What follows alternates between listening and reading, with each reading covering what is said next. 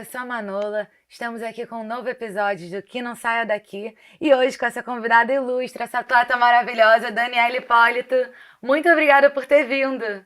Eu que agradeço o convite, Manola. Eu acho que é sempre bom a gente deixar coisa que não saia daqui, né? E a ideia do podcast é essa mesmo, da gente trocar ideia, conversar sobre os assuntos do universo feminino também, sobre amor próprio, autenticidade. E tô louca pra ouvir as suas histórias. E eu tô louca pra contar um pouquinho, porque eu acho que as pessoas têm muito aquela imagem estereopada, né, do estereótipo de que o atleta só tá de uniforme, cabelo preso, pronta, tipo, relaxado para ir para qualquer lugar daquele jeito que eles estão acostumados a ver a gente em competição. E não é bem assim. Estamos vendo aqui, maravilhosa.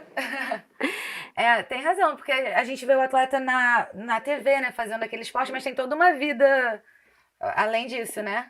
O atleta, ele tem a vida também pessoal, né? E às vezes as pessoas acham que a gente vive 48 horas para aquilo que a gente pratica. É claro que é um trabalho normal, é um trabalho de duração de 8 a 9 horas por dia, porque a gente tem toda uma parte de processo para que dê certo, né? Aquilo que a gente almeja como resultado. Só que a gente tem também o nosso momento de relaxar. Porque o descanso, o relaxamento, tudo também faz parte da preparação. O atleta ele tem que ter aquele momento que ele esvazia a mente dele, se divertindo, encontrando os amigos, encontrando um namorado, marido, tudo isso. A gente tem o nosso lado normal do ser humano. A gente não deixa, tipo, não é porque a gente é atleta que as coisas normais do dia a dia e do ser humano não acontecem com o atleta. É que a gente imagina que tem muita disciplina envolvida, né? E também com a alimentação, com horários de sono, mas dá para conciliar, então? Dá para conciliar. É claro que quando a gente é jovem, a gente não tem muito essa visão, né? A gente amadurece. E com o tempo, né? No meu caso, comecei com 4 anos e meio, parei em 2022 com 37.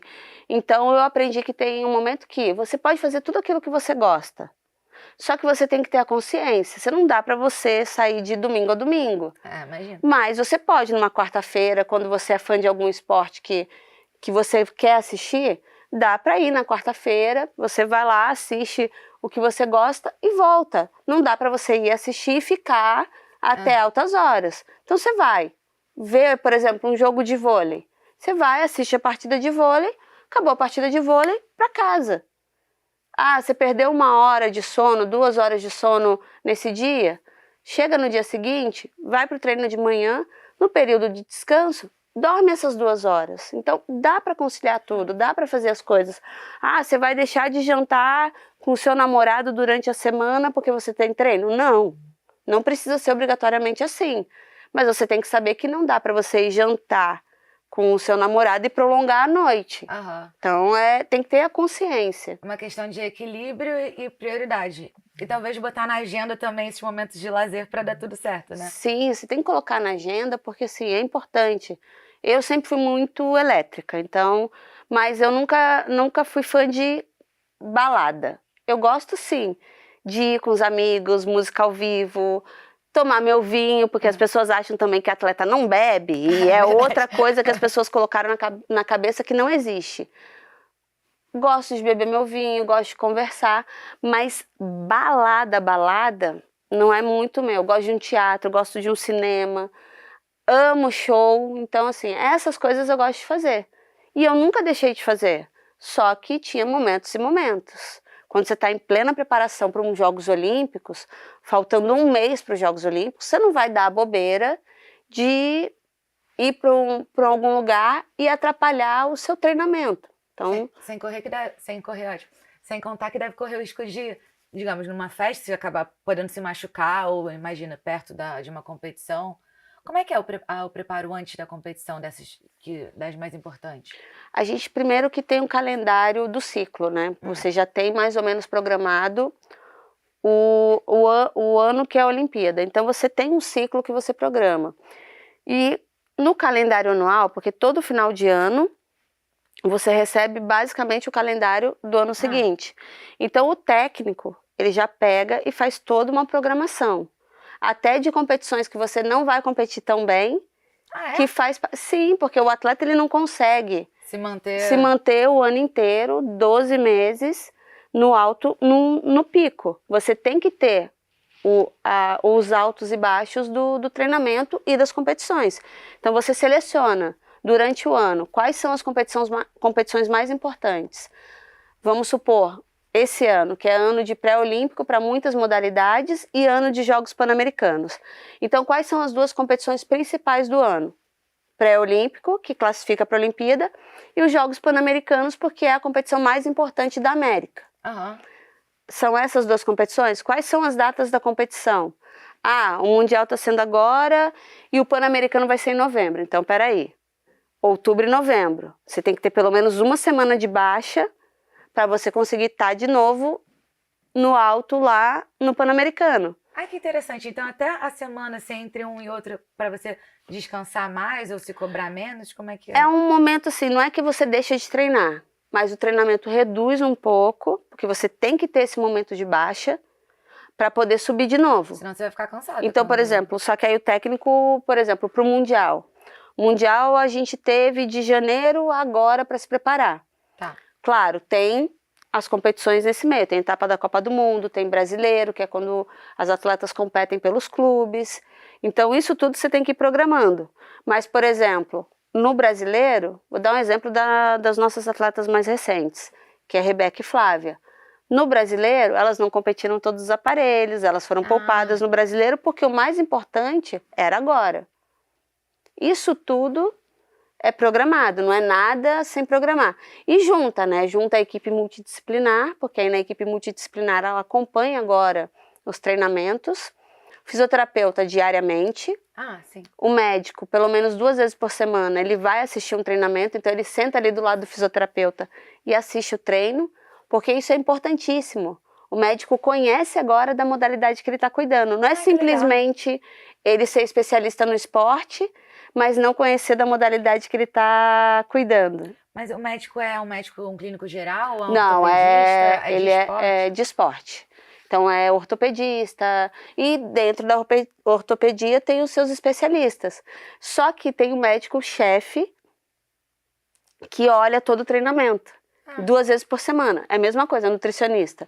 2 vezes por semana a nutricionista está lá para saber se está dando certo a suplementação que ela tá dando, se ela precisa mudar alguma coisa. A psicóloga, a mesma coisa, 1 vez por semana, 2 vezes por semana, tá ali também no treinamento, para saber se a crítica que o atleta está fazendo, de repente, para ela, de algo que possa melhorar em relação a treinamento, técnico, a qualquer coisa que envolva ali o entorno, ela vai porque ela tem que observar. Se o atleta está passando também algo que não está batendo com o que está acontecendo ali no treinamento, por quê? Porque ela também tem que ter o lado de chegar para o atleta e falar assim, olha, tem alguma coisa pelo que eu observei, tem alguma coisa errada da sua parte. Porque ela tem que puxar esse lado também, ela tem que ter e virar para o atleta. Não, isso aqui que você fez nesse momento aqui não foi correto. Tem que ter esse lado. Principalmente a ginástica, porque as meninas começam muito jovens a se destacar. E isso tudo está dentro do treinamento.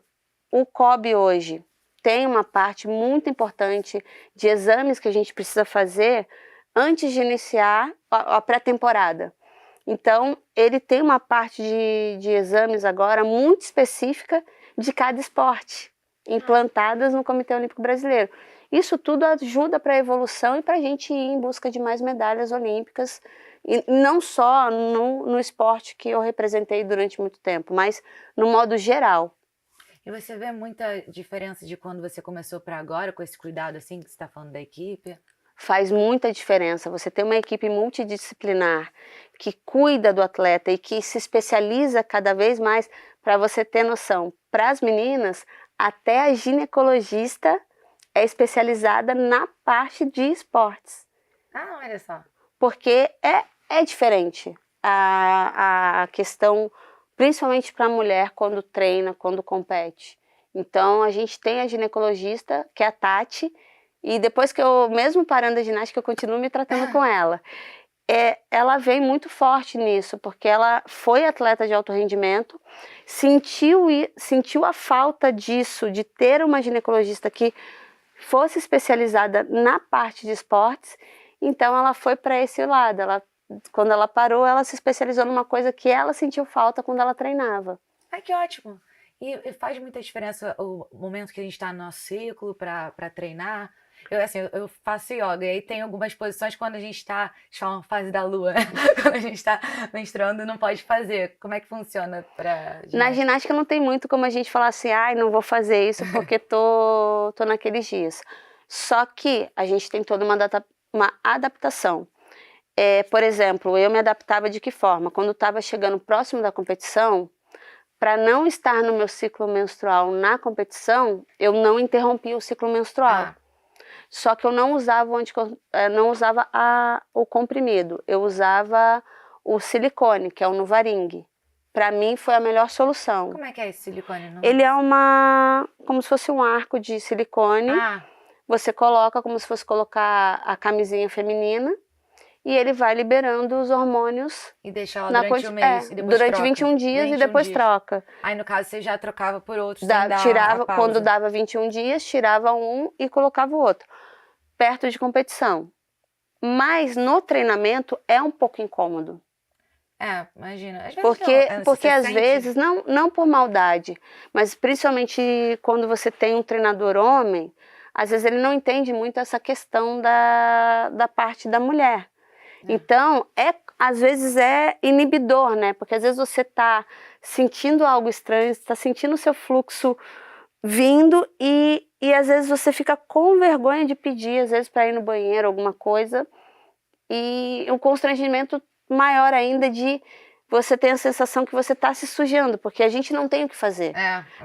A gente não pode, por exemplo, diminuir a intensidade de um exercício para não sentir esse incômodo.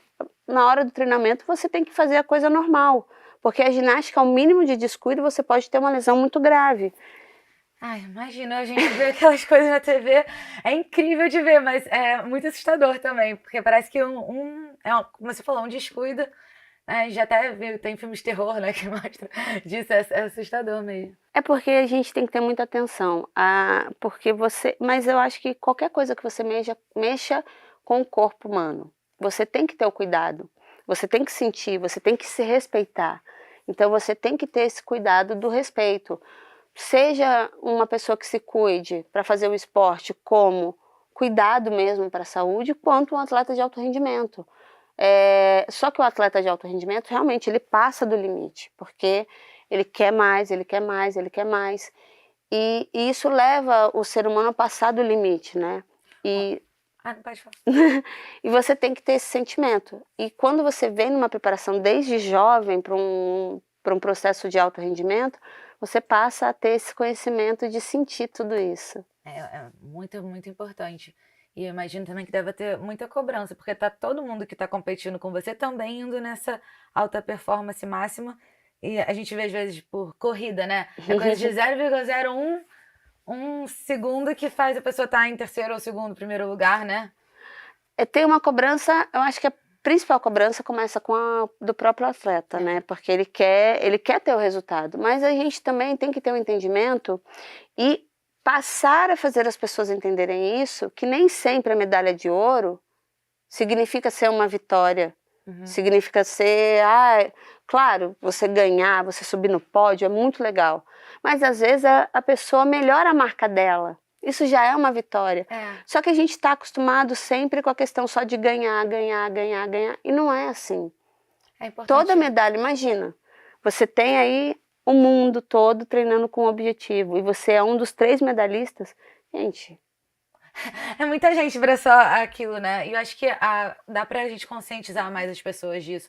Até porque acho que as pessoas gostam muito de esporte justamente pelo que a gente aprende com o esporte, né? De disciplina, trabalho em equipe, você se comparar com você mesmo, né? Essa questão de você superar a sua própria marca. Então tem tanta coisa para aprender com o esporte, quanto mais a gente poder mostrar outros aspectos para além das competições pontuais, né? Muito valioso. é muito valioso porque o esporte ele tem uma disciplina assim muito grande, mas eu acho que o principal que a gente aprende é inclusão. A gente tem a parte da educação da inclusão. A gente não tem essa questão de porque isso, porque aquilo. Não. todo mundo tem o perfil, e se quer fazer o esporte, a única cobrança que se tem de tudo é, a gente tem um objetivo.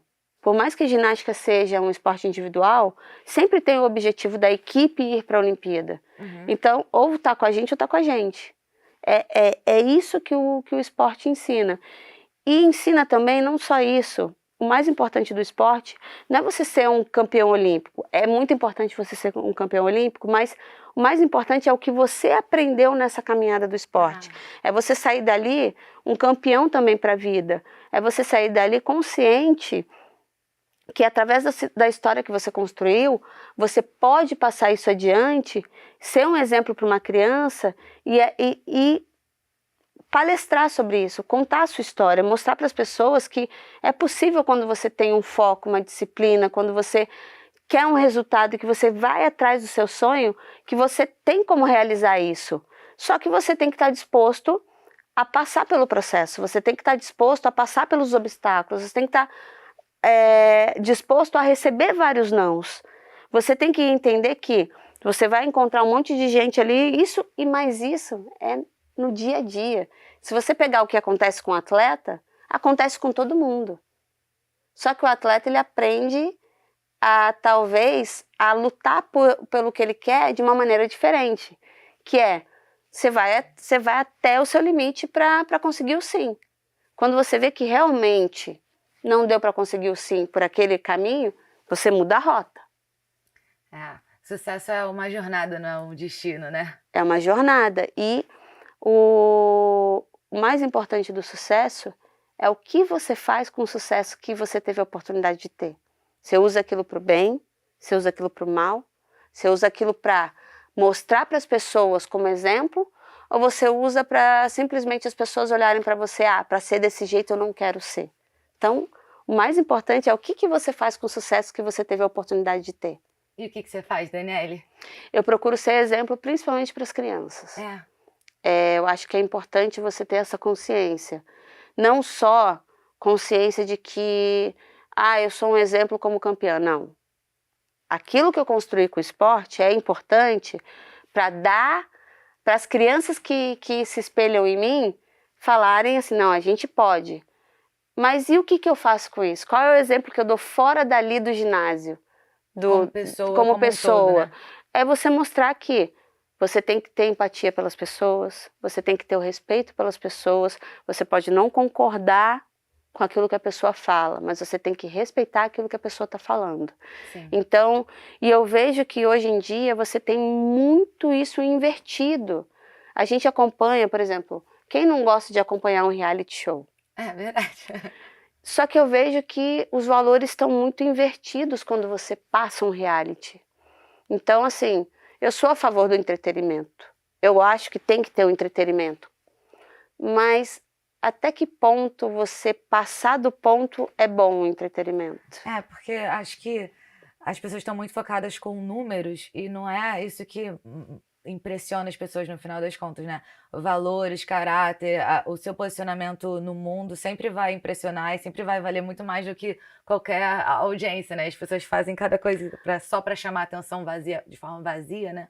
Eu acho que números, principalmente nas redes sociais, é importante só para você concorrer com outro. Porque na hora que você tem que vender um produto, na hora que você tem que se usar como marketing, não é isso tanto que conta.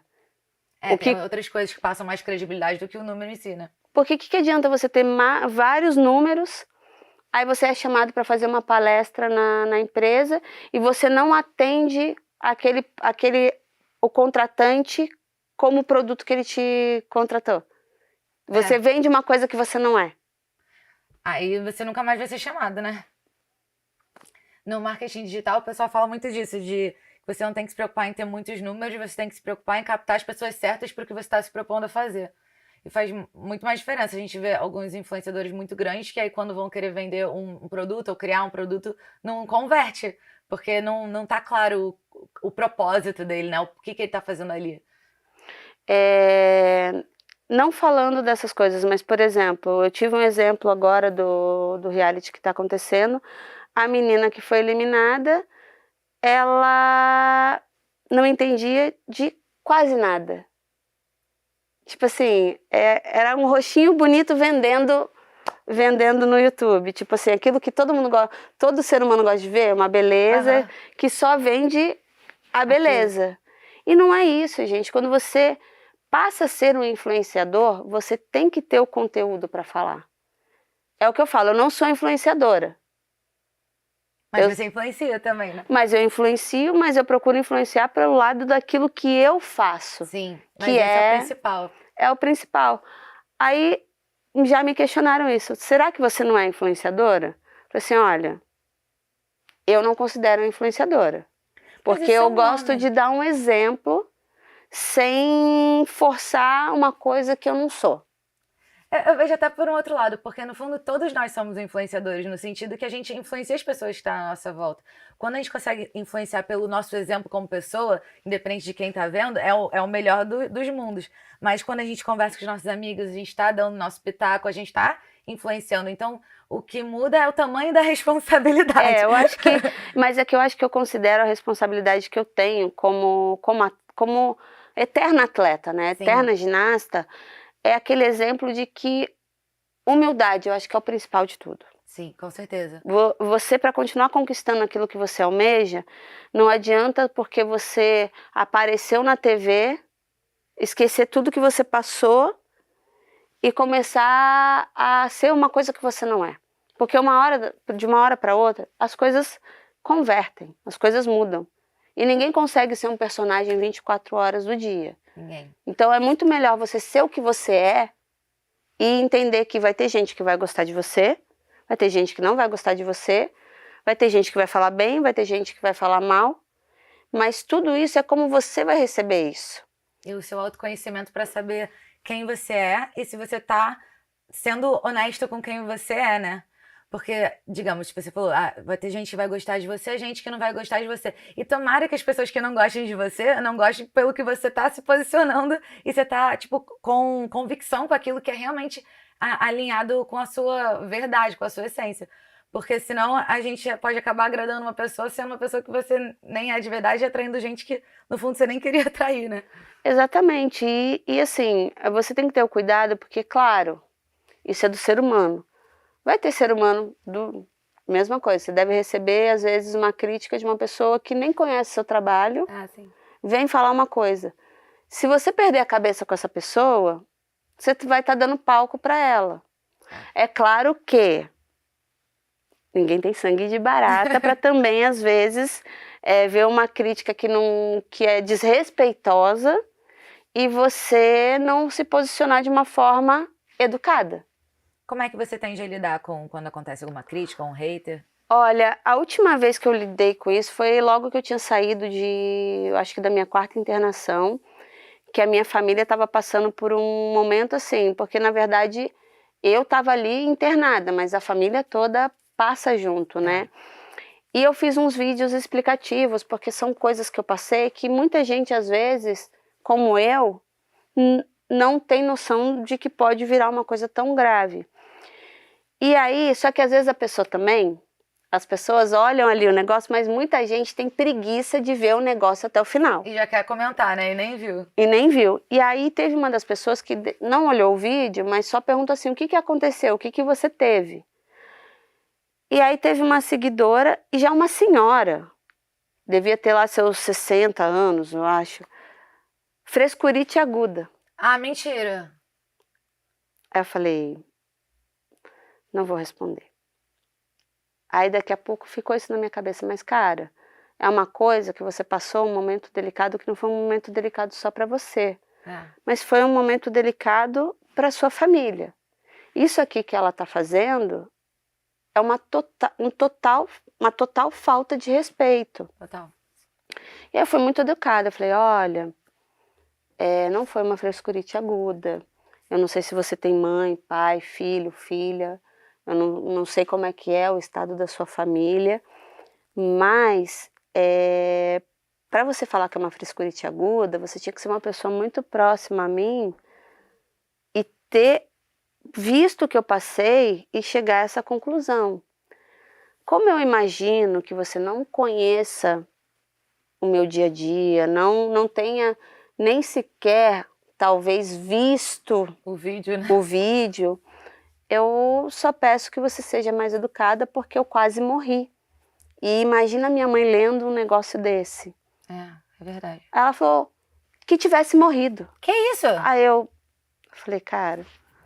Aí você respira mais fundo, você fala, bom... eu falei, olha, minha senhora, posso falar uma coisa? Não coloque as suas frustrações numa pessoa que você não conhece. E acredito que nesse momento você está precisando muito mais da paz de Deus e do amor de Deus do que eu. Então, que Deus te abençoe muito e ilumine muito a sua vida. Você foi muito evoluída, a melhor resposta. E encerrei o assunto. Porque é sobre ela mais do que sobre você, né? Com certeza. E é nisso que às vezes a gente tem que entender, porque às vezes saem uns barracos do nada na internet, por às vezes a pessoa não serem duas pessoas que não estão evoluídas ao ponto de entender que às vezes a frustração que a pessoa está passando para você é a dela mesma. Então você tem que evoluir nesse ponto também. E como mulher a gente tem que ter o dobro do cuidado, porque quando você fala... Você pode ser mãe, você pode ser filha. Então você também tem que ter esse cuidado de quando você fala com uma pessoa. Porque às vezes você está falando para uma mãe que está falando, de repente, uma frustração que ela viu numa filha dela e encontrou, sei lá, uma pessoa para naquele dia que ele não estava bem, falar. Então isso tudo você tem que tentar. Não que a gente consiga também ter o 100% do sangue frio. Mas eu busco ter o 100% do sangue frio. Mas também se a pessoa me pegar nos meus 5 minutos, sai de baixo. Que eu costumo dizer que nos menores frascos existem os melhores perfumes e os piores venenos. Então também dá pra pegar aqueles 5 minutos. Mas é uma boa essa percepção. Eu não tinha... Quando eu vi um comentário, eu não tinha pensado ainda... Porque não é só... A pessoa não tá falando só pra você, né? Tá falando pra toda a sua rede de apoio. Todas as pessoas estavam sofrendo junto com você. Então ainda você não está só se defendendo, você está defendendo toda a sua família, seus amigos. E não adianta você defender pela parte mal educada, xingando, gritando, nada disso. Você tem que ir pelo lado mais cuidadoso. De tipo assim, se você quer que o ser humano tenha empatia por você, você tem que ter empatia pelo próximo. Então eu procuro sempre assim, eu gostaria de fazer isso, eu gostaria que fizesse isso comigo? Não. Então, se eu não gostaria que fizesse comigo, não vou fazer com a pessoa. Vou tentar ser o mais educada possível. É claro que tem horas que fogem ao nosso controle. Só que a gente vê algumas cenas que, assim, explícitas, né, em alguns lugares, que você fala assim, cara, com os valores invertidos desse jeito, parece que você que é um maluco. É verdade. Isso é verdade. Mas eu acho que é uma boa resposta, porque quando, digamos, a pessoa que manda isso, talvez ela nem consegue, nem vai ouvir, não vai entrar nela. Mas as outras pessoas que estão vendo, de repente é uma boa abordagem de exemplo para quem está vendo, e talvez até você falou alguma coisa que tocou uma outra pessoa que estava precisando ouvir aquilo que você falou. Eu acho que sim, eu acho que às vezes a gente é usado para falar algumas coisas de forma educada e mostrar que existe os dois lados. Tem um lado que tem horas que você tem que dar um chacoalhão na pessoa, mas tem horas que você pode tentar outro caminho antes do chacoalhão. Mas realmente às vezes é o chacoalhão que parece que precisa mais, né? Mas quanto era essa sua internação? Você falou quarta internação? Essa foi a quarta, mas foram 5 internações esse ano. Uma, que foi uma pielonefrite. Como é que começou isso? A pielonefrite, toda infecção que você tem no organismo é causada por alguma bactéria. Tá. A gente já tem essas bactérias no organismo, porque o ser humano ele tem que ter um pouco de tudo. Então, existem bactérias que você já tem nesse organismo, no seu organismo. Só que tem horas que, quando a sua imunidade abaixa, ela começa a dar essas infecções. Então, começou com uma infecção urinária que eu não sentia, porque eu estava tão hidratada, que eu não sentia as dores normais de uma infecção urinária, que é a ardência. Principalmente é uma delas, ou febre com calafrio, tem algumas, eu não vou lembrar os sintomas mais clássicos. Todos os sintomas. Quando passa da infecção urinária aqui, você tem aquela bactéria que está causando a infecção urinária. Mas você não sabia, você não estava sentindo, Não estava sentindo. Então essa bactéria, ela subiu para o rim, que é a pielonefrite.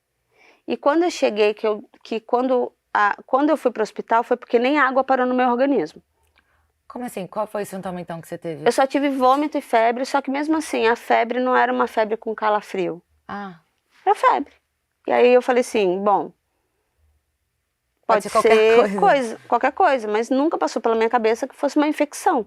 Ah, E aí fiquei internada, quase morri nessa, que foi como a infecção já estava em 59%, chegou de um dia para o outro, já começou a inflamar outros órgãos. meu Deus. E aí, nisso que foi inflamando outros órgãos, minha pressão caiu de uma vez.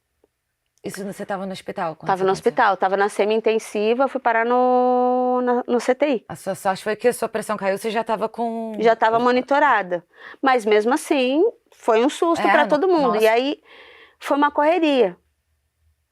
E quando eu acordei, eu já estava no CTI. Você diz uma correria, o quê? O que que as pessoas fazem Tipo, quando acontece isso? você tá ali, mas você não tem reação. Você escuta o zum, zum, zum do seu lado. Você, tipo assim, você ainda tem lapsos, né, de voltar e falar alguma coisa e voltar. Tanto que num desses lapsos eu não lembrava, mas meu marido falou que eu cheguei a me despedir dele e da minha família. Caramba. Então, assim, só que aí quando eu acordei eu já tava no CTI. Aí foi uma pancada de remédio forte, corticoide, antibiótico mais forte, soro glicado que eles fazem, né, que é com glicose, que é um soro mais açucarado. Então, assim, foi uma pancada de uma vez só para me restabelecer. Essa foi a primeira. Logo após que eu saí dessa internação, eu tive pneumonia. Mas tem alguma coligação com... A pneumonia, a primeira eles acharam que era porque como eu estava com muito líquido no organismo, por causa do inchaço das medicações que eu tive que tomar, para realmente não vir a óbito, eu fiquei muito inchada, principalmente por causa do corticoide. Então eles acharam que era porque estava dando líquido na pleura. Na pleura, eu acho que é isso. Pleura. Gente, desculpa. Eu tô em dúvida também. São nomes que termos médicos só os médicos sabem falar certinho. E eu confesso que tem termos médicos que eu não consigo falar. Também que não. É o líquido na borda do pulmão. Tá. Então a primeira vez que eu fui internada com pneumonia, tanto que eu não fiquei internada. Cheguei de manhã, saí à noite de madrugada, né? Medicada também, de novo, com antibiótico. 2 semanas depois, ou 1 semana depois, fui internada de novo por causa de pneumonia. Não tinha melhorado aquela primeira? Não, melhorou e aí voltou a piorar. Por conta da imunidade? Sua imunidade estava... A minha imunidade caiu. E aí é que entra a questão. O que estava causando a pneumonia? E aí entrou um anjo na minha vida, que é o Dr. Júlio Ramos, que cuida de casos que ninguém imagina que aconteça. Então ele começou a pesquisar, começou a estudar, começou a cuidar de mim. Umas 2 semanas de novo depois que ele tinha me dado alta do hospital, eu voltei a ser internada também, já passando muito mal tudo, e foi quando ele fez me revirou, literalmente me revirou de ponta cabeça de exames para descobrir o que era. Aí descobriu que era uma pansinusite. Nossa. Que é quando os seios da face estão com toda a parte de secreção congestionando os seios da face inteiro. E as bactérias vão se escondendo ali. Como eu tomei antibiótico forte para uma infecção e a minha imunidade caiu, a bactéria que estava nos seios da face, ela tenta sobreviver. Mas ela estava protegida, assim, digamos, por isso que os antibióticos não chegaram nela? Não, o antibiótico mascarou um pouco. E a minha sorte é que o líquido que estava pingando da parte inflamada estava indo para o pulmão. Então estava me dando pneumonia, porque estava pingando, gotejando para o pulmão. Só que ao mesmo tempo foi melhor gotejar para o meu pulmão do que subir. Porque se sobe, chegou a ponto de ficar muito próximo de me dar uma meningite bacteriana. Que foi quando eu quase morri pela 2ª vez, porque estava muito instável o meu quadro clínico. Minha pressão subia, minha pressão caía. Eu estava com 36 de temperatura, daqui a pouco ia para quase 40. Tava. Meu Deus. Só que dessa vez, como eu já estava com acompanhamento médico do Dr. Júlio, que já estava tendo esse cuidado comigo, ele teve uma forma muito carinhosa de me colocar no CTI, sem me deixar mais preocupada ainda, porque se ele falasse que eu tinha que me internar naquele momento no CTI, porque meu quadro estava muito grave, Você ia ficar eu nervosa. ia ficar mais nervosa e poderia vir que a parte de ansiedade poderia atrapalhar o tratamento. O emocional faz toda a diferença. Então ele chegou cuidadosamente, carinhosamente, falou: Dani, você vai ter que ficar internada novamente. Só que o hospital está muito cheio, então eu não vou poder não tem quarto para você ficar internada. Você vai ter que ficar num quarto do CTI, porque você não pode deixar de ficar internada, mas você também não pode ficar internada aqui na enfermaria. Então, como eu tenho um amigo médico lá do CTI, que vai poder te dar uma atenção como se fosse eu ali com você, então eu vou te colocar no CTI. Ele Só que falou a desse minha jeito. família já sabia o quadro grave que eu estava, porque realmente ficou muito pouco de virar uma meningite bacteriana. Para você ter noção, já estava aqui, ó, na borda do crânio. Então, assim, a bactéria já estava ali, ó. Ela vai indo, né? Ela vai se expandindo, vai indo. E eu gostei que você falou do Dr. Júlio. Então, o foco dele é ir pro caminho não óbvio, né? Ele vê o que a pessoa tá tendo, mas ele faz todo o resto das Ele é médico de causas complexas. Ele gosta de coisa complexa. Ele é um excelente cirurgião. Ele teve a formação dele também no Souza Aguiar, né? Eu acho que quem tem a formação no Souza Aguiar sabe. Só ele... Eu sei um pouquinho das histórias do que ele enfrentou quando ele começou como médico.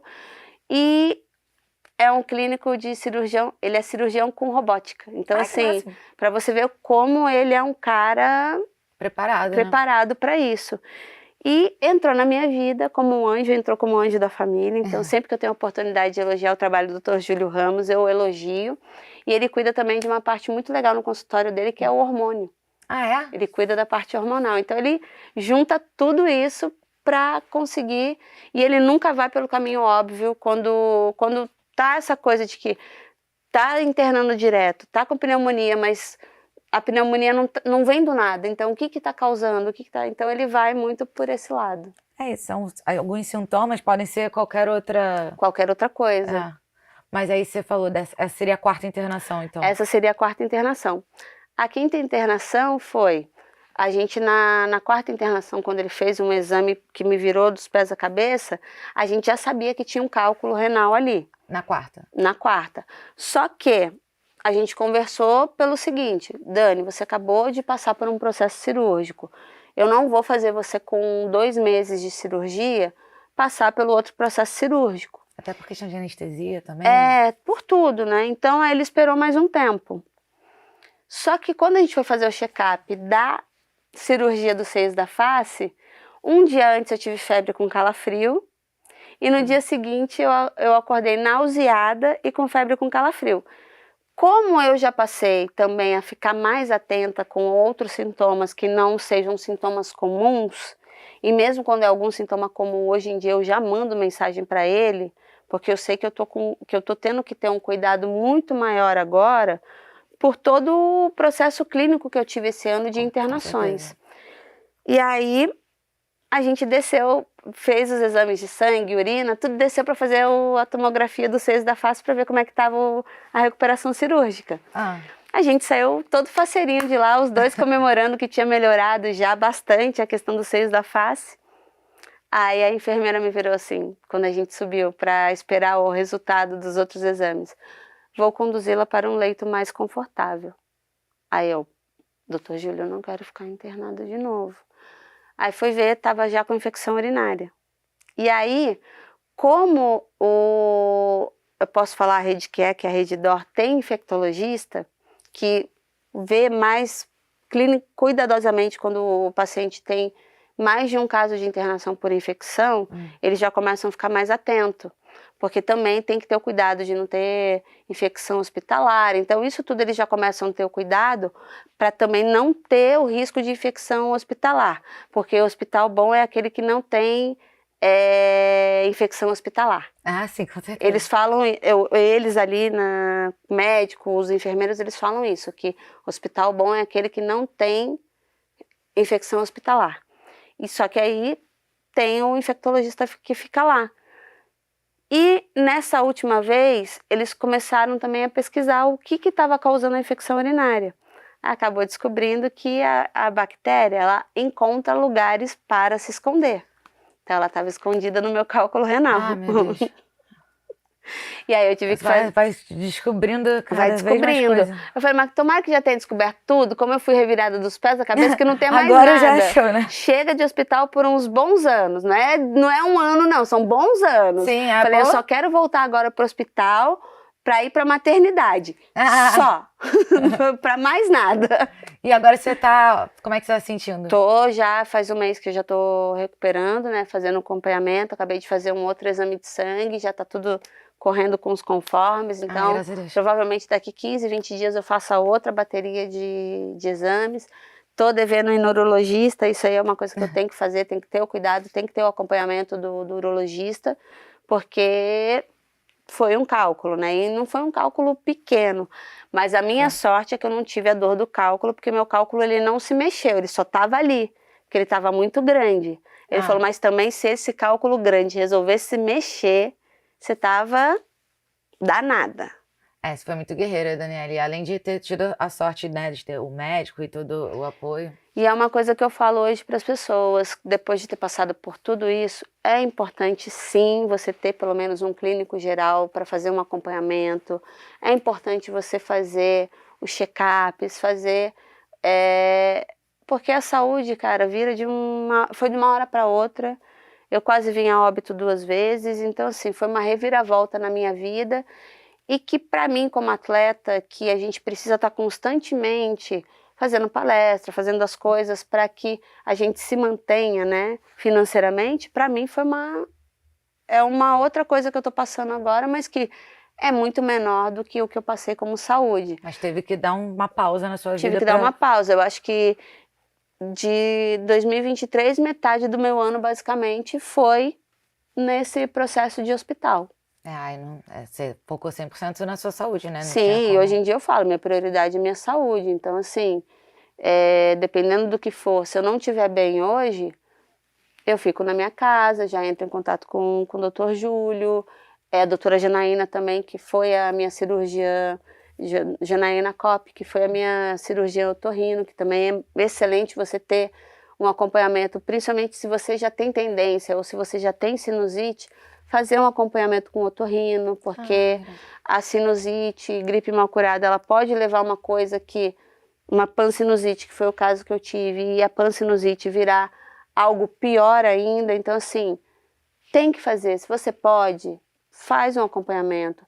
A gente sabe que nem todo mundo de repente tem, que nem as pessoas viram para mim assim, quando viram o hospital que eu estava internada, viram o acompanhamento que eu tive, as pessoas viraram assim para mim, mas cuidar da saúde com dinheiro é fácil. Aí eu falo para as pessoas, não, a minha sorte é que desde pequena, desde o meu início como atleta de alto rendimento, eu tive na minha cabeça que era importante eu ser assistida por um plano de saúde, e eu faço de tudo para manter esse plano de saúde, porque eu acho, e nesses últimos 5 meses basicamente de hospital, foi quando eu tive a maior consciência ainda do quão importante foi eu nunca me desfazer desse meu plano de saúde para esse momento que eu mais precisei. Então, não é questão de ter dinheiro, foi a questão que eu priorizei. Sem a nossa saúde a gente não consegue fazer mais nada. Sim, e eu priorizei ter o meu plano de saúde desde nova, para que eu pudesse ter uma assistência tranquila na hora que eu precisasse. Sim. Muito bem. E também uma coisa que você falou que eu achei importante é como a gente às vezes negligencia alguns sintomas, né? Que pode parecer que não é nada, mas também pode ser... Se você tem vômito, se você tem febre, eu acho que se for algo com alimentação, se for intoxicação alimentar, se for qualquer coisa, vai primeiro, vai numa emergência, faz os exames. Se você tem um médico que te acompanha, não deixa de estar em contato com o seu médico, de qualquer dúvida que você tem em relação à saúde, manda mensagem. Eu acho que não peque pelo excesso do cuidado. Eu acho que é melhor você pecar pelo excesso do cuidado do que pelo descuido. Com certeza. Então, eu acho que, e mais ainda esse ano, eu tive lições de coisas que eu nunca imaginei que pudessem levar a óbito. Eu tive a experiência de quase ir a óbito por uma infecção urinária que virou uma pielonefrite e que dessa pielonefrite poderia me causar uma infecção generalizada e da sinusite virar uma pansinusite, de quase virar uma meningite bacteriana, de um cálculo renal de um tamanho que eu tinha e por não procurar um urologista, por não ter um acompanhamento para saber o que causou esse cálculo, a bactéria arranjar o lugar para se esconder lá e já vir me dar uma outra infecção urinária. E a reincidência de infecção também é ruim, porque quando você tem uma infecção, você vai internado, o médico te dá um antibiótico forte. Daqui a pouco, se você começa a ter reincidência de internação por infecção, tem uma hora que nem o antibiótico faz efeito. Você faz um antibiótico forte, daqui a pouco você tem que fazer um mais forte, daqui a pouco você tem que fazer um mais forte. Quando você vê, você não tem para onde correr. Porque o corpo também vai se acostumando, vai se adaptando. Né? E ninguém imagina que vai acontecer até acontecer. Isso vale para todo mundo. E eu acho que todo mundo, não falo isso só... Eu acho que todo mundo tem um pouco de negligência com relação à saúde. A gente gosta de ser otimista, de achar que... Mas tem que tomar esse cuidado. Outra coisa que você falou que eu achei interessante é do cuidado do Dr. Júlio com o seu bem-estar emocional, como isso acaba afetando a nossa saúde. E você como atleta também imagina performance. Aí me fez eu pensar, quando você era mais nova também, quando você competia, como é que você fazia para manter o emocional calma? Porque imagina a pressão, deve ser estar numa Olimpíada representando o país, né? Então, quando a gente era mais nova, não tinha... a gente foi começar a ter esse acompanhamento mais firme de uma equipe multidisciplinar a partir de Pequim, que aí começou Londres, Rio, que começou a ter essa visão, né, mais holística. Das pessoas que mandam ali, das pessoas, dos dirigentes, de ter esse cuidado maior com o atleta. E a gente sempre teve aquela coisa de que as pessoas não acreditavam que isso pudesse acontecer, que ansiedade, depressão pudesse acontecer com atletas. Acho que as pessoas só foram ter essa preocupação e esse cuidado maior quando na Olimpíada de Tóquio, o nome da Olimpíada daquela época, que era Simone Biles e que ela voltou agora, depois de 2 anos só a competir, teve isso.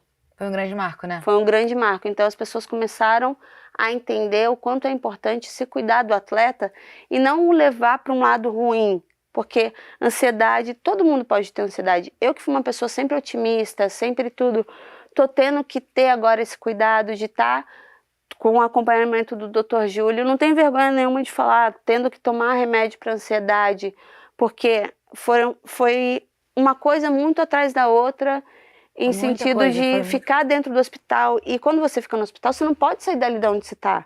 Você tem que procurar coisas para fazer ali, só que é um ambiente assim. E sem contar que você está lá se tratando, então dá medo, dá medo, e aí você vai passear no corredor.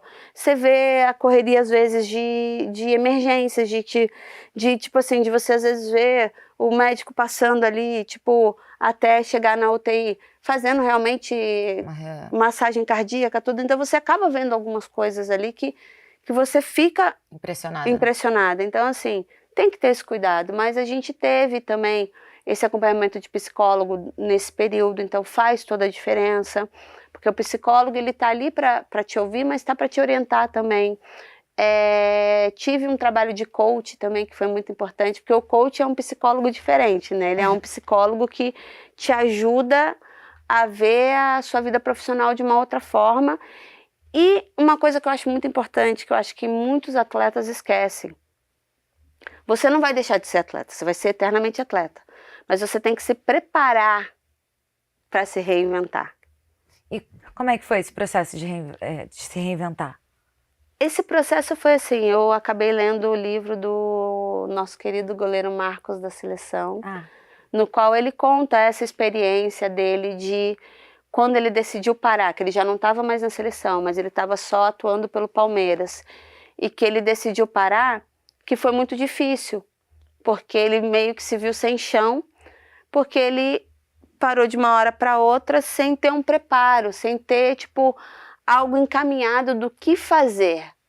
Porque a vida toda dele era voltado pro esporte, e do nada você não deixa de ser atleta, mas você para de vivenciar aquilo para vivenciar isso de uma outra forma. Perde o calendário que você falou, né? Sim, perde. Então, E isso foi muito legal para mim, porque depois que eu li isso, eu comecei a me preparar de uma forma assim, estruturar coisas que eu gostaria de fazer e tentar fazer. A gente também não consegue fazer tudo aquilo que a gente programa para fazer. Mas vai indo. E nesse meio do caminho também surgiu uma outra oportunidade de eu me reinventar virando uma artista circense também. Ah, que máximo! Então, assim, utilizar daquilo que eu já fiz na minha vida inteira, porque é ginástica artística, então não deixa de utilizar um pouco da arte. Com certeza. Para fazer uma outra arte e levar alegria para as pessoas de uma forma diferente. Então, são emoções diferentes, uma representando o Brasil e uma levando uma alegria de forma diferente para as pessoas, com a magia do circo, de forma que a gente escuta relatos que a pessoa sai diferente dali, a pessoa sai com vontade de pôr a sua felicidade para fora. Então, isso também é muito legal de você ter um outro lado. Nossa, fiquei até arrepiada, porque eu sou muito fã de circo. Sempre me inspirou muito, tanto... é porque você vê o trabalho em equipe, às vezes, das pessoas lá, é uma coisa que se... Uma coisinha, por exemplo, trapézio, né, que o pessoal se segura, tem um jogo de time, assim, que você primeiro a confiança que você sente com a sua equipe, se dá uma coisinha de errado, sua vida tá em risco, basicamente. Então, é muito inspirador de ver. Eu gostava muito de ver contorcionistas também. Cara, os bastidores do circo é muito bacana, porque a pessoa, a gente está homenageando a sétima arte, né? A gente está homenageando o cinema, então já é legal. O tema que a gente escolheu já é muito legal, que é o cinema. Então você pega filmes assim que marcaram épocas. Então, por exemplo, um deles que a gente utiliza a música, Footloose. Então, Greasy. Então você vê, né, o olho das pessoas, assim, quando vem aquela música do Footloose. Vai direto no imaginário. Vai direto no imaginário. Então, isso é muito legal. Então, e como a gente fica nos bastidores, mas a gente às vezes também quer ter o retorno de como é que tá o público, a gente fica meio cá, meio lá, é muito legal de ver, é muito legal essa troca. E o retorno que a gente está tendo, porque hoje o circo mudou muito a maneira de ser. O circo não é simplesmente um circo. Tem os números de circo, mas tem o teatro envolvido. Então, não deixa de ser um teatro musical. Porque tem a parte do balé que complementa os números, o número é feito em cima da música que tá tocando, e é ao vivo, o circo é ao vivo. Então, é banda e cantor ao vivo. Não tem aquela de colocar a música e acontecer o espetáculo. É um espetáculo. E tá contando uma história, né? Tanto que tá contando uma história. Então é até legal. E aí, mas o circo não é meu, gente. O circo é do Diego, junto com o sócio dele, que é o Vostok. É um circo de tradição no Brasil, né? Sim. São mais de 150 anos de tradição. E a gente reinventou o Vostok. A gente refez o Vostok no sentido de fazer um novo espetáculo. Então é muito legal. E o meu irmão, quando ele anuncia, é até legal, porque aí ele fala, depois que ele termina, né, de chamar o público para estar junto com a gente, ele até fala luzes, câmera, ação. Então, assim, até há um modo de falar para puxar a pessoa para o imaginário, é muito legal. E onde é que eu assisto? Então, nesse momento, para as pessoas verem onde a gente está, é só acompanhar as redes sociais, que é o @circovostok. Ou, de repente, pela minha rede social, pela rede social do meu irmão, que a gente sempre vai postando para chamar o público para onde a gente está. Ai, maravilha. Adoro circo, vou querer isso com certeza. É mágico. Eu confesso que a gente a gente assistiu o Soleil, mas eu e o meu irmão, a gente nunca teve vontade de trabalhar num circo fora do Brasil. E aí, quando surgiu a oportunidade do primeiro trabalho que a gente fez no circo, a gente meu irmão principalmente, ficou muito encantado com isso. E aí ele se reinventou querendo ser um dono de circo. E aí teve a oportunidade de juntar com o Fábio Vostok e com o Davi, para eles recriarem e reinventarem o Vostok. E aí é o máximo, eu confesso que eu sou apaixonada. Vou conhecer. Não, tá mais do que convidada, porque principalmente quem faz parte da arte, realmente viaja ali na sétima arte. E você falou que você tem vontade de ser mãe? Muita, nossa, eu tenho muita vontade de ser mãe, mas é claro que depois desse ano bem pesado, né? Bem turbulento, né? Eu tô tendo cuidado, né? Porque aí agora eu tenho que cuidar também, que é uma coisa que quando a gente fica muito internado, muito tempo internado, que a gente não se dá conta, é a parte hormonal. Então Ah, agora eu tô tendo que fazer um outro processo também, além de finalizar o cuidado que eu tive com as coisas que eu tive esse ano, com a parte hormonal. Então agora eu tô vendo um outro lado, porque se a gente não tiver com os hormônios em dia, nada eu vou flui. tentar e não vai dar em nada. Então eu quero fazer de uma forma correta também, até porque com tudo que eu tive, eu tenho que ter esse cuidado para não ficar grávida num momento que de repente pode dar alguma complicação na É. gravidez. Então, nesse momento eu tô priorizando sempre dar um passo com muito cuidado pro que eu quero, mas eu sou louca para ser mãe, eu sou apaixonada por criança. Eu não posso ver uma amiga minha com um bebê que eu já fico lá, já pego no colo, já tenho todo aquele cuidado assim que eu. Só que a gente fica sempre naquela dúvida, né? Qual? Será que eu vou ser uma boa mãe? Será que eu vou ser igual a minha mãe foi comigo? Será que eu vou cuidar do mesmo jeito que a minha mãe cuidou de mim? Então sempre bate essa dúvida. É. Bom, tem gente que já pensa assim, será que eu vou conseguir ser uma mãe melhor do que a minha mãe, né? Tem muito dessas coisas. Eu vejo algumas amigas minhas, às vezes, falando na internet também de, tipo, as coisas que vão acontecendo nas gerações pra você ser ainda melhor, né? Porque tem umas coisas que eram clássicas de educação infantil, de falar, ó, se você não for, eu vou sem você. Ou uns exemplos, assim, de coisa de umas mentirinhas pra criança que a gente tá tendo mais esses cuidados, né? Tá aí uma coisa que mudou muito, que eu acho que assim, é a questão da mãe ter que ter o cuidado para corrigir o filho, porque qualquer coisa pode dar problema para a mãe. As pessoas Ah, tem isso também. chamam conselho tutelar, chamam não sei o quê. Mas eu acho que, gente, desculpa. Uma coisa assim, uma bronca bem dada, às vezes até um chacoalhão. Cara, tem pessoas que às vezes falam da mãe, só que você recebeu às vezes um chacoalhão quando era criança e você tá aqui, ó, tá bem, tá viva. E a outra coisa é o que se perdeu muito, que eu acho que a criança precisa é explorar os espaços. E não Ah, não ficar no tablet, né? a não ficar no tablet, porque hoje em dia, e isso é um erro nosso também, tá? Porque hoje em dia qualquer coisa, a criança começa a chorar, você entrega o celular na mão da criança. É. Cara, eu vi já criança com 8 anos de idade com celular, que ganhou celular. Me desculpa, eu pelo menos, eu não tenho vergonha também de falar, tá? Tô com 39 anos, eu fui criada há muito tempo sem celular, nunca tive problema com isso. Arranquei vários tampões do dedo, mesmo treinando, e nunca tive problema com isso. Eu sinto falta hoje de ver isso, né? Essa entrosação da família com os filhos, de ir no parque, jogar vôlei na rua, jogar bets, né? Que é o taco, de você se ralar inteiro porque foi pegar a bolinha, saiu rolando rua abaixo. Então, eu sinto falta disso. Tem que ser. Os pais têm que ter paciência também, né? E de incluir as crianças na rotina. Eu também tenho muita vontade de ser mãe, eu fico lendo esses livros. Eu li um que era Crianças Francesas Não Fazem Manha. E tava falando da importância de incluir as crianças na rotina. E no Instagram eu tenho visto alguns vídeos sobre isso, sabe? Que, beleza, a criança, talvez, tipo, estava falando de ajudar a tirar a louça de um lugar para outro. No iniciozinho, se você já fala, não mexe aí que você vai quebrar, já faz ela sentir que ela não pode tentar participar. Mas se você fala, não, olha, segura firme esse copo para não cair. Aí já você vai incluindo a criança na rotina, ela vai sentindo mais apta e vai tendo mais essa paciência social.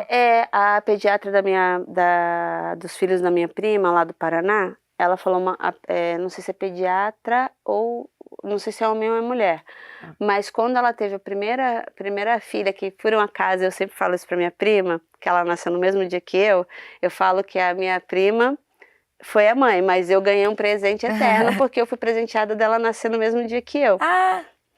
E aí ela falou, quando no primeiro filho, ela falou, olha, não é os pais que têm que se adaptar à rotina da criança. Às vezes é importante a criança se adaptar à rotina dos pais. Porque às vezes, por exemplo, eu digo porque eu via eles sempre reunindo os amigos, indo para bar, e você para de fazer isso de uma hora para outra. E eu via isso muito legal da parte deles. Eles iam onde eles iam, às vezes eles levavam a criança, lógico. Não levavam Fazia umas adaptações, tudo, mas né? faziam umas adaptações. só que eles incluíram ela na rotina deles. Então isso eu achei muito legal isso, assim, que eu vi. E é uma coisa que eu quero fazer. Eu não quero, tipo assim, deixar de repente fazer as minhas coisas, mas incluir os meus filhos nas coisas que eu faço.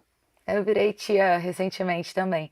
E a minha irmã tem muito essa abordagem. E a criança adora. A minha irmã sempre gostou muito de viajar. E aí ela fala, dá mais trabalho, mas dá pra levar. Ela leva o bebê dela. Bebê assim, né? Agora tá com 1 ano e meio. Mas leva para as viagens. Eles têm hábito de fazer trilha. Aí leva o bebê junto com a trilha. Eles já tinham hábito de levar o cachorro, então vai adaptando, sabe? Eu lembro a primeira vez.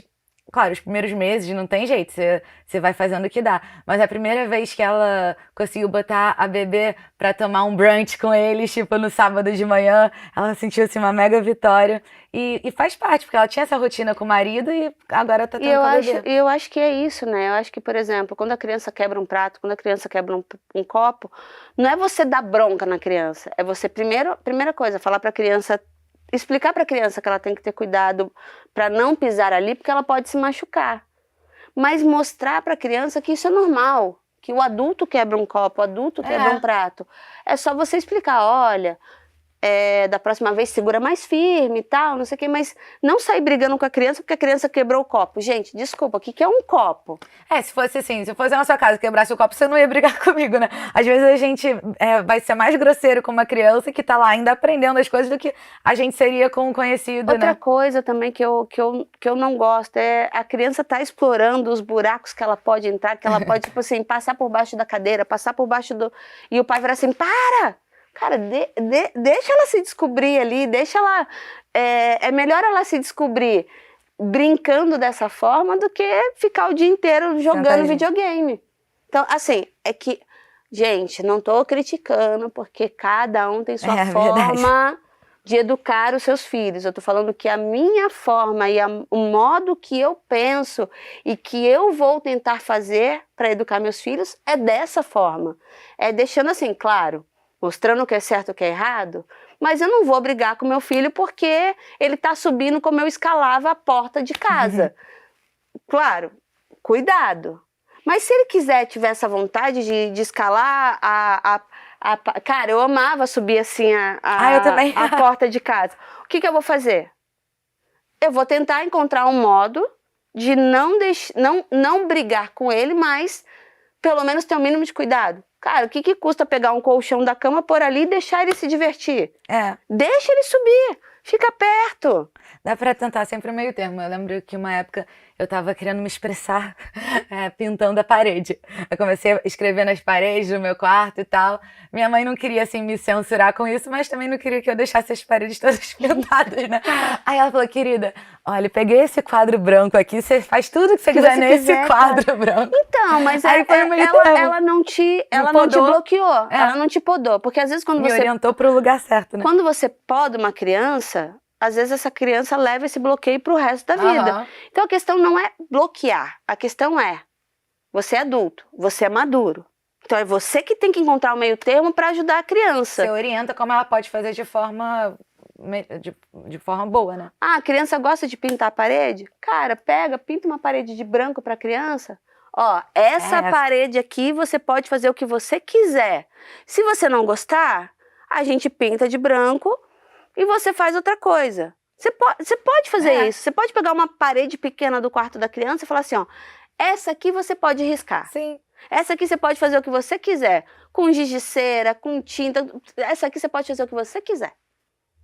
Ou então, hoje em dia, tem aquelas tintas que dá pra você deixar a criança pintar e depois você vai lá acho que tem. E tira, né, com água, com sabão e sai. Minha mãe fez isso, botou um quadro branco na parede, aqueles quadros de, tipo, tem escola também. Aí super funcionou pra mim. Então, assim, cria métodos, mas eu não tô criticando, cada um educa da forma que acha, de acordo com aquilo que vai te atender. Porque a gente é humano também, acho que a gente tá cada vez mais tendo mais consciência dessa humanização, sabe? Que ninguém é perfeito, tá todo mundo se virando também, tentando dar o seu melhor. A gente pode errar, tem que ensinar que, tipo, a gente erra, tenta consertar e tenta ser melhor depois. A gente é ser humano, a gente tem o direito de errar e arrumar aquilo que a gente errou.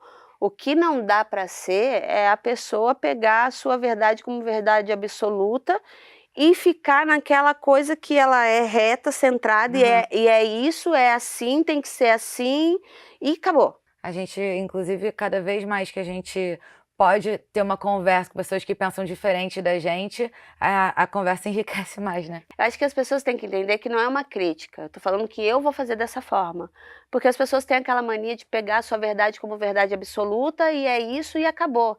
E você não abre brecha para você escutar e adquirir conhecimento. Quando você tem um bom bate-papo, quando você soma aquilo que você sabe com aquilo que a pessoa sabe, você adquire conhecimento.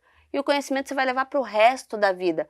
Seja um conhecimento educacional, seja um conhecimento de maternidade, de trocas, de coisa gostosa, isso tudo você adquire conhecimento. E é muito legal você saber um pouquinho de tudo. Você não precisa saber tudo, você não precisa ser o expert naquilo que está se conversando, mas se você souber um pouquinho, já faz total diferença. Eu gosto muito de conversar com gente que pensa diferente de mim pra gente expandir, né? Porque se fica só aquele grupinho que já pensa a mesma coisa, repetindo aquilo pra eles se sentirem bem por terem certeza do que estão falando, o que que a gente cresce disso, né? Nada, porque aí você vai simplesmente estar concordando ou, sei lá, Se não sentindo bem por. concordando, mas tipo, tanto faz como tanto fez. É, E não é assim. É claro que a gente tem que ter todo um jeitinho para abordar as coisas com as pessoas, porque infelizmente hoje em dia as pessoas às vezes também não têm o cuidado de como se aborda uma pessoa para falar de determinado assunto. o jeito faz toda a diferença, né? E às vezes não é o que você está falando, é como você está falando. Então às vezes você quer dar uma bronca na pessoa, você pode chegar simplesmente para a pessoa e falar assim, olha, isso que você fez não tá legal.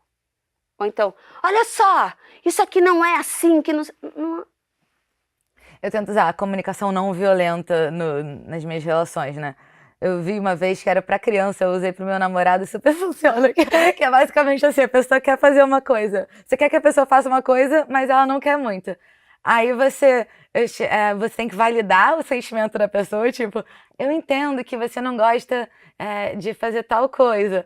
Aí você explica o seu lado, mas pra mim é importante por isso, isso, isso. E aí depois você conclui dando duas opções pra pessoa, que as duas opções te resolvam, pra ela sentir que, para ela sentir que ela teve o poder de escolha, sabe? Dito isso, você prefere fazer isso ou isso? Sempre funciona.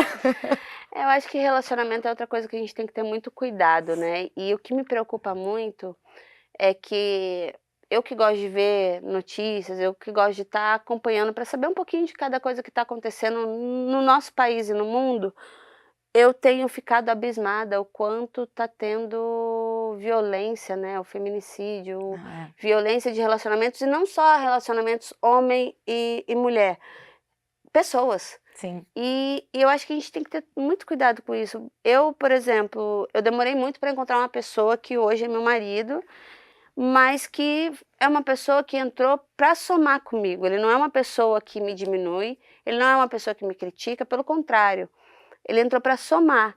E nesse período que eu tive de turbilhões, ele estava ali do meu lado toda hora. Então, Ai, que assim, bom. é uma coisa assim, eu encontrei uma pessoa para somar comigo. Isso que é legal. Não se importar se a pessoa é bonita, se a pessoa é famosa, se a pessoa é com o caráter da pessoa. Eu acho que você não se relaciona com a beleza, você se relaciona com o caráter.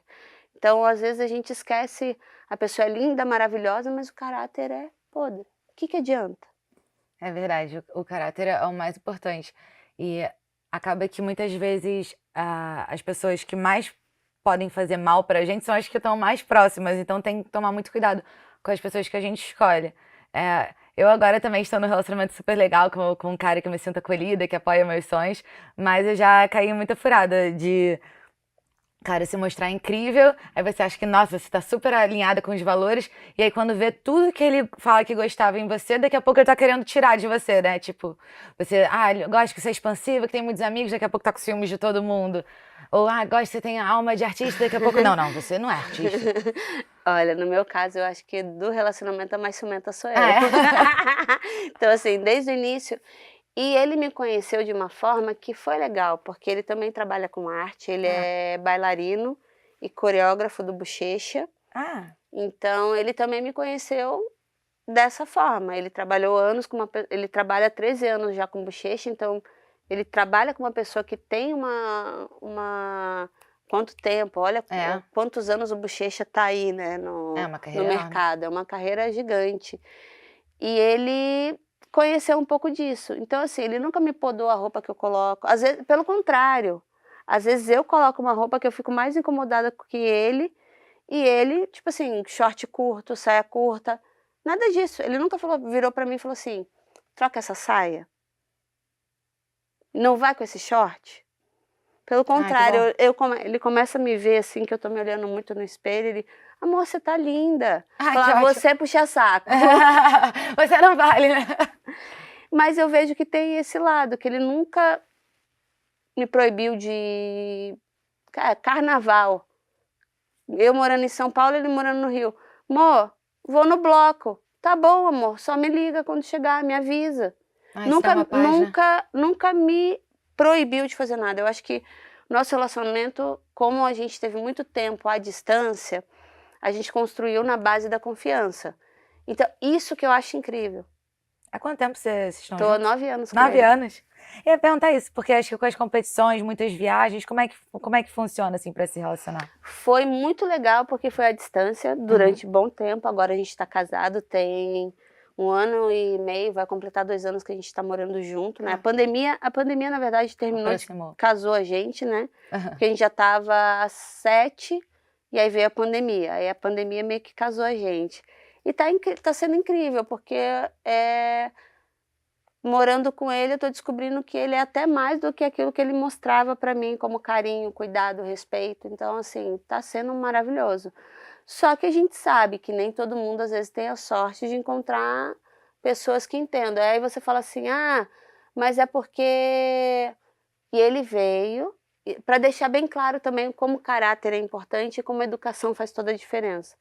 Ele veio de uma comunidade, ele é humilde pra caramba, e nem por isso ele é mal educado, ele não teve total estudo, porque teve uma hora que teve que começar a trabalhar para ajudar, e nada disso transformou ele, pelo contrário, pegou uma oportunidade que ele teve de participar do filme Cidade de Deus, e pegou e pagou aquilo que ele queria fazer, que era para se tornar um profissional da dança.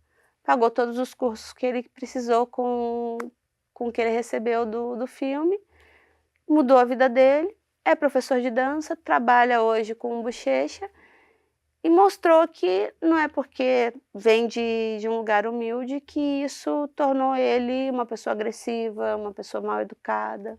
O caráter é uma coisa que a pessoa tem dentro de si, né? Tipo, claro que algumas situações pode piorar ou melhorar, mas no geral é uma coisa dela. E é o mais importante de tudo, com certeza. E eu não tenho vergonha de falar que ele veio de um lugar muito simples, porque é uma vitória para ele. É uma vitória para ele, cresceu como profissional, lutou para ter o espaço dele como profissional, tá aí batalhando, tem a escolinha de dança dele hoje, ali perto da nossa casa, e segue trabalhando. Nunca, eu posso dizer uma coisa, nunca se explorou em mim para nada, pelo contrário, às vezes eu tenho que brigar com ele para falar assim, amor, dá para me usar um pouco quando você precisar de alguma coisa? Então, e às vezes se fosse qualquer outra pessoa, eu utilizaria do fato de estar comigo para conseguir um monte de coisa.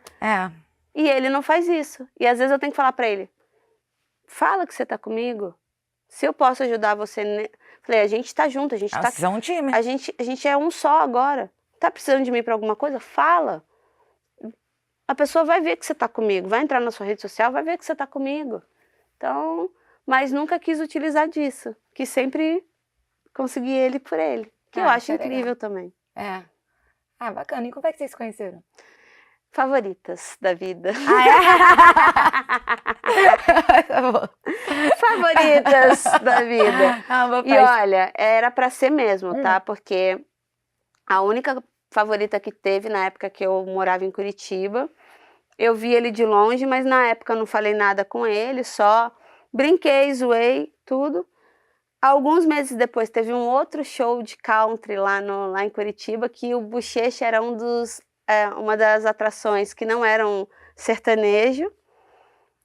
Entrei, saí do camarim do Bochecha, tudo. ele viria falar comigo, eu falava oi e tal, não lembrava dele no início. Só que aí no final do show do Bochecha, eu falei assim, olha, não que seu patrão não goste de mim, mas é muito mais fácil vocês lembrarem que eu tô morando aqui, caso vocês venham para fazer show, alguma coisa aqui, só me avisar. E aí a gente estava fazendo um treino na Espanha, e ele mandou a primeira mensagem assim por WhatsApp, estamos indo para sua área. Ah! Do estamos indo para sua área, tá aqui até hoje. Ai, que ótimo! É bom que deu para conciliar a agenda de vocês, né? Não, no ano que eu tava morando nos anos que eu tava morando em Curitiba, Bochecha fez muito show em Curitiba. Quando eu fui morar em São Paulo, Bochecha fez muito show em São Paulo, e os treinos da seleção que eram aqui no Rio. O universo estava conspirando. Tava conspirando. É o que eu falei, quando é pra ser, Sim. não tem jeito. Eu também penso assim. E você falou que você é um pouco mais ciumenta, como é que você lida com o ciúme? Hoje em dia eu sou mais tranquila, mas no início eu ficava com mais ciúmes, porque, querendo ou não, homem que sabe dançar chama muita atenção. É verdade. E aí, assim, mas é o que eu falava pra ele, dependia da situação. Se a pessoa não me visse, que eu tava com ele e tal, porque nem sempre a gente ficava ali antes de começar o show. Quando dava pra gente ir curtir, depois ele trabalhar, a gente ia tudo. Só que aí eu falei, depende da situação. Eu tive uma situação que a menina me viu falando com a equipe do Bochecha, pediu o contato dele, eu falei assim, olha, como amiga dele, eu adoraria passar o contato dele pra você. Ah, pediu pra você o contato? Porque ela me viu falando com a... Mas como ela foi educada, eu falei, olha... Ela não sabia, né? Como amiga dele, eu amaria passar o contato dele pra você, porque você é uma menina linda, tal, não sei o quê, mas como namorada dele, eu não sou nem maluca. E aí, como eu fui educada também, ela me pediu mil desculpas, só que ficou ali perto também, curtindo. Daqui a pouco veio uma outra menina e falou, ai, que bailarino lindo. Aí ela bateu assim no ombro da menina, mas respeito que a namorada dele tá aqui do lado. Então assim, você viu que a forma com que eu falei, que eu tratei o assunto, que eu abordei o assunto, foi de uma forma. Foi maravilhosa. Só que eu já tive também o outro lado, da menina ver que eu tô com ele ali a noite inteira, tá ali, ele tá dançando comigo, tá agarrado comigo, e ele subiu pra fazer o show no palco, e a menina do meu lado falou, lá em casa. Porque uma coisa é a pessoa não saber, né? Outra coisa é ficar afrontando. Mas é assim. o que eu falei pra ele, eu falei, amor, existem situações e situações. Se a pessoa me vê que eu tô com você e falta com respeito, é uma coisa. Agora, se a pessoa não viu que eu tô com você e chega e fala que você é bonito, tal, não sei o quê, eu não vou falar nada, porque na minha cabeça tá, tudo bem, ela pode achar ele lindo, mas quem vai pra casa com ele sou eu. É verdade. E assim, independente das pessoas, né, o que conta é a postura da pessoa que tá com a gente, né? Então a gente tem que se apoiar nisso. É o que eu falo. Cabe a ele, e ele sempre fala isso pra mim, cabe a você, se a pessoa te abordar de uma forma e você der corda, e cabe a mim. Cabe a mim, por exemplo, se alguém vier pedir o telefone e eu falar, olha, você vai me perdoar, você é uma pessoa linda, incrível, mas eu sou casado. Me lembrou uma amiga minha que o namorado dela não tinha Instagram e não gostava que ela postasse ele no Instagram. Aí ela falou, mas se eu não posto você, vai todo mundo ficar achando que eu sou solteira, sei lá o que. Ele falou, isso é um problema seu. Porque é ela que tem que, tipo, colocar, não precisa estar, tipo, expondo ele, a postura dela, como se alguém se aproximar, ela explicar, opa, não. Não, e a gente tem muito cuidado com isso também. Claro que teve um tempo aí que a gente postou muita coisa juntos, né? Mas a gente tem esse cuidado. E pelo contrário, ele me ajuda com coisa de, amor, você tem que movimentar sua rede social. Amor, você não pode deixar seu Instagram parado. Então, ele é uma pessoa que até disso ele toma conta de falar assim, você não pode deixar seu Instagram parado, você tem que movimentar seu Instagram. Você você vem de uma outra geração que você apareceu por conta do esporte e tal, mas hoje em dia isso é muito utilizado, então você também tem que utilizar dessas ferramentas. Porque senão, se depender de mim, é uma postagem a cada 2 meses. Mas que bom que vocês se apoiam. E Daniele, muito obrigada por ter vindo. Foi muito bom ter você aqui. Amei as histórias. Tem alguma mensagem final que você gostaria de passar para as pessoas? Alguma coisa que você não quer que saia daqui? Não, eu acho que o que eu tenho para passar mesmo como mensagem é até bom que saia daqui. Assim. É para que não permita que ninguém diga até onde vai os seus sonhos. Só você, os seus esforços, a sua dedicação e, claro, iluminada por Deus, que vão dizer até onde você vai. Do resto, não permita que ninguém diga ao contrário do que você pensa e do que você acredita em você. Ai, amém, é isso mesmo. Olha, tem um brinde pra você. Gosta de brigadeiro? Adoro. Ó, brigadeiro do Que Não Saia Daqui. E essa velhinha eu fiz a próprio punho. Ai, Porque que a minha primeira linda. música, o nome é Smells Like Butterflies. Então eu quis fazer uma vela com aroma de borboleta pra dar de presente. Obrigada. Eu agradeço. Olha, muita sorte no seu podcast, Obrigada. nessa forma de trazer o Que Não Saia Daqui de uma forma leve, descontraída, e que você acaba abordando assuntos que são importantes para que as pessoas, e principalmente a mulherada que é mais antenada nas redes sociais, acompanhe e veja que tudo pode ser feito de uma forma leve. O objetivo é esse mesmo. Muito obrigada. Se você chegou até aqui, se inscreve, ativa o sininho, comenta, compartilha muito, dá muitos likes e acompanha a gente nas redes sociais. Qual é o seu Instagram? Meu Instagram é Dani com Y, Hipólito também com HY. O meu é @eusoumanola. E nos vemos no próximo episódio.